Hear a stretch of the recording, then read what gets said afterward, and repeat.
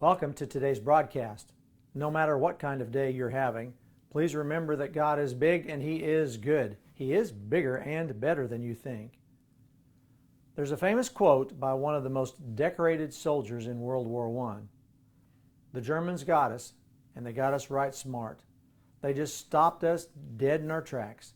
Their machine guns were up there on the heights overlooking us and well hidden, and we couldn't tell for certain where the terrible heavy fire was coming from. And I'm telling you, they were shooting straight. Our boys just went down like the long grass before the mowing machine at home. Our attack just faded out, and there we were, lying down about halfway across the valley, and those German machine guns and big shells coming at us hard.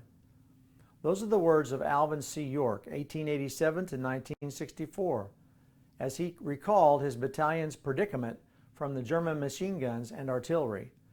York was the real-life World War I hero played by Gary Cooper in the 1941 film Sergeant York. When York was drafted into military service, he was the sole supporter of his mother and his siblings. His mother did not want him to risk his life in war, and even though she had papers drawn up to exempt him from service, York refused to sign the documents. York, who grew up shooting animals for food, was an excellent marksman. Ironically, he was drafted into the military as a conscientious objector, but later felt called by God to take up arms against the Germans. And he won the Congressional Medal of Honor for storming those German armaments and taking them out almost single-handedly, saving his battalion from certain destruction. That his mother did not want her son and her sole support to engage in combat is easily understood. But York was considering a bigger perspective than was his mother. Now, to understand faith in God requires us to see from a perspective that's closer to God's than it is to our own. We read in Matthew 16:21 through 23. From that time, Jesus began to show to his disciples that he must go to Jerusalem and suffer many things from the elders and chief priests and scribes, and be killed and be raised the third day.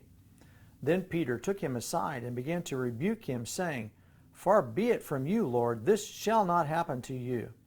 But he turned and said to Peter, "Get behind me, Satan. You are an offense to me, for you are not mindful of the things of God, but the things of men." It was easy for York's mother to justify her desire to keep her son out of combat. I would have been no different had I been in her shoes. I would have wanted him to hang around so things could stay as they were.